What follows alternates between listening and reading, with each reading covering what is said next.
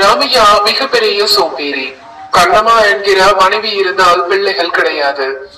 24 மணி நேரமும் வீடே கதி என்று கிடக்கக்கூடியவர்.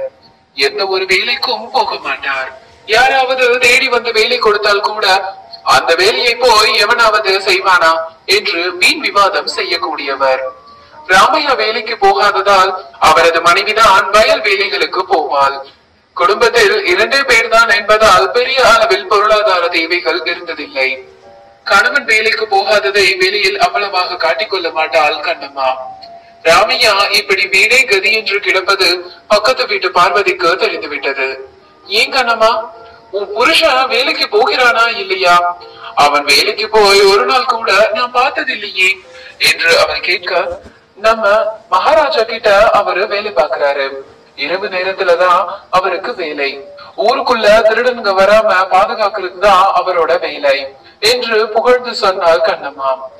என்ன பிரச்சனைன்னு கேட்டு 4 பேருக்கிட்ட அதை சொல்லி இன்னைக்கு பொழுது ஓட்டிடலாம்னு பார்த்தா இவ புருஷன் மகாராஜா கிட்ட வேலை பாக்குறதா சொல்றாளே என்று வந்த வேகத்தில் திரும்பி போனாள் பார்வதி. வீட்டுக்குள் வந்த கண்ணம்மா பட்ட பகலில் வீட்டுக்குள் தூங்கிக் கொண்டிருந்த கணவன் ராமையாவை எழுப்பினாள். யோ, பகலையும் தூங்குற, இரவுலையும் தூங்குற, உனக்கு மட்டும் எப்படி தூக்கம் வந்துட்டே இருக்கு? வேலை வெட்டிக்கு தான் போக மாட்டேங்க. அடுப்புல சாதம் வச்சிருக்கேன், அது வெந்ததும் கீழே இறக்கி வச்சுடு. நான் பக்கத்துல இருக்கிற கடை வரைக்கும் போயிட்டு வந்துடுறேன் என்று சொல்லிவிட்டு வீட்டை விட்டு வெளியேறினாள். சோம்பேறியான ராமையா மனைவி சொன்னதை முழுவதுமாக காதில் வாங்கவில்லை. வழக்கம் போல் தன்னை அவள் திட்டுகிறாள் என்று நினைத்து கொண்டு தூக்கத்தில் ஆழ்ந்தார். 1 மணி நேரம் கடந்திருக்கும். கடைக்கு போன கண்ணம்மா வீட்டுக்கு திரும்பினாள். அடுப்பில் சாதம் வைத்திருந்த பானையில் இருந்து அடிப்பிடித்த வாசனை வந்து கொண்டிருந்தது. ஓடி போய் பார்த்தாள். அடுப்பில் வைத்திருந்த சாதம் அடிப்பிடித்து சாதம் கருகிய வாசனை வந்தது. சாதம் இருந்த பானையை கீழே இறக்கி வைத்து விட்டு தூங்கிக் கொண்டிருந்த ராமையா பக்கம் வந்தாள். வேலை வெட்டிக்கு தான் போக மாட்டேங்க, அடுப்புல இருக்கிற சாதத்தை கூட பார்க்க மாட்டியா? உனக்கு வாழ்க்கப்பட்டு நான் நடுத்தருவுல தான் நிக்கணும் போல என்று புலம்பினாள். நான் சும்மா இருக்கேன்னு சொல்லாத, 100 உயிர்களை ஒத்த கையாலேயே அடிச்சு கொண்டு இருக்கேன். அதுக்கே நேரம் சரியாயிடுச்சு என்று சொன்ன ராமையா தான் கொண்டு போட்ட கொசுக்களை காண்பித்தார். இதை பார்த்த கண்ணம்மா இன்னும் கோபமானாள். யோ, ஒத்த கையாலேயே 100 உசுர கொண்டேன்னு இப்படி வெளியில யார்கிட்டையும் சொல்லிடாத. என்னால வெளியில தலை காட்ட முடியாது என்று வேகமா சொல்லிவிட்டு அடுப்படிக்குள் போய்விட்டாள் கண்ணம்மா. 100 உயிரை ஒரே கையால் அடித்து கொன்றதாக ராமையா சொன்னது அவரது வீட்டின் பின்பக்கம் யதார்த்தமாக வந்த பக்கத்து வீட்டு பார்வதி காதில் பதார்த்தமாக வந்து விழுந்தது. என்னது, நம்ம கண்ணம்மா புருஷா ராமையா மாவீரரா? ஒத்த கையாலேயே 100 பேரை அடிச்சு கொண்டு இருக்காரா என்று ஆச்சரியப்பட்டவள் அதை தனக்கு தெரிந்தவர்களிடமெல்லாம் கூறினாள். இந்த வதந்தி ஊர் முழுக்க பரவி கடைசியாக நாட்டின் மன்னர் காது வரைக்கும் போய்விட்டது.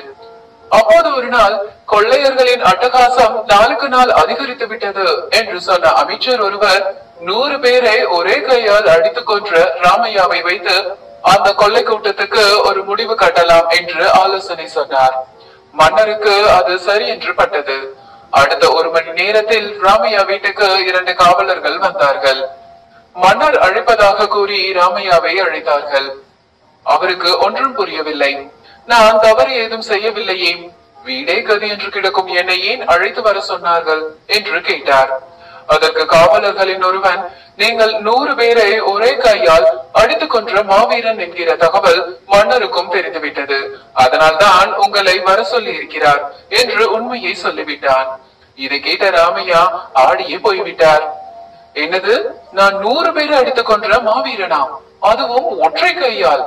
100 மனிதர்களை கொல்லவில்லை, 100 கொசுக்களை தான் அப்படி ஒரே கையால் அடித்துக் கொன்றேன் என்று உண்மையை சொன்னால் நம்மை தூக்கில் கூட போட்டு விடுவார்கள்.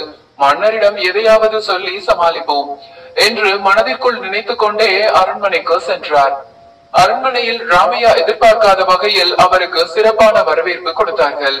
100 பேரை கொன்ற மாவீரரை வருக என்று கூட கோஷம் எழுப்பினார்கள் என்றால் எப்படிப்பட்ட வரவேற்பு என்று பார்த்துக் கொள்ளுங்கள். நீங்கள் எல்லாம் புகழக்கூடிய அளவுக்கு நான் வர்த்தானவன் இல்லை.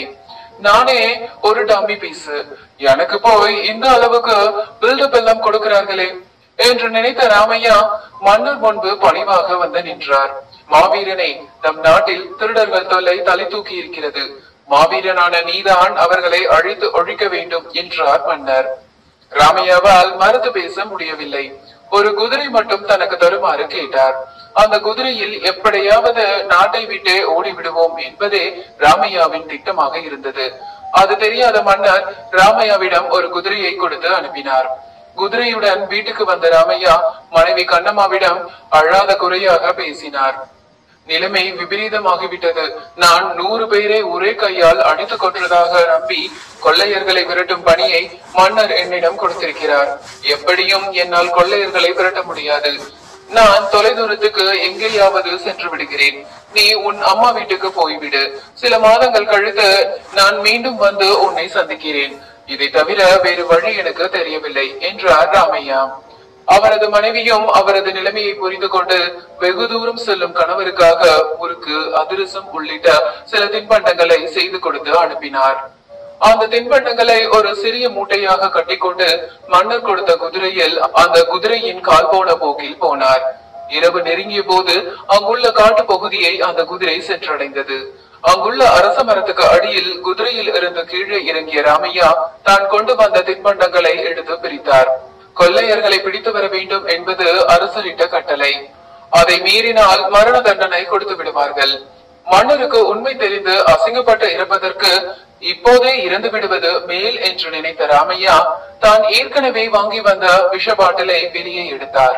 மனைவி கொடுத்து அனுப்பிய தின்பண்டங்கள் மீது அந்த விஷத்தை ஊற்றினார்.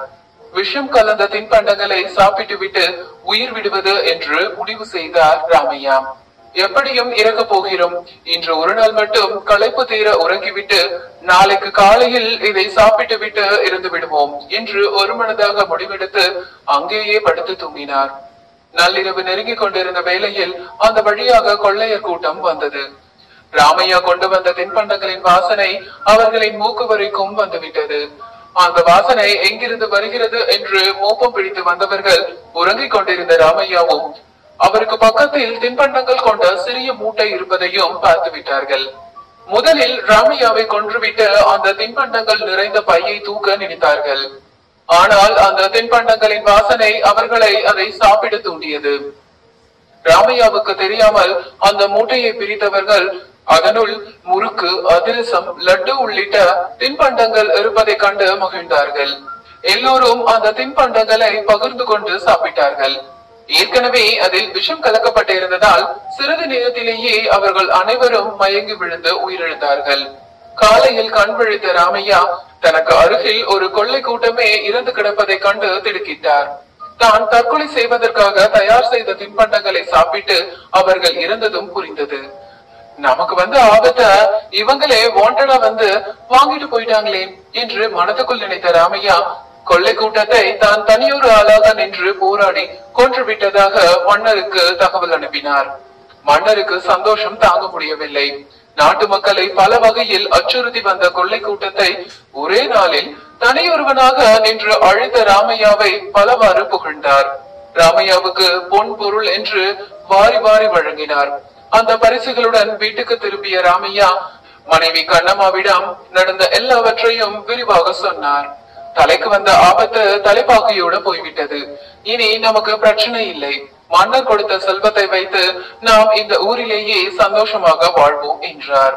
கண்ணம்மாவும் மகிழ்ந்தாள். நாட்கள் வேகமாக ஓடின. இன்னொரு முறை எதிரி நாட்டு அரசன் போர் அறிவிப்பு செய்யாமல் அந்த நாட்டின் மீது படையெடுத்து வந்து விட்டான்.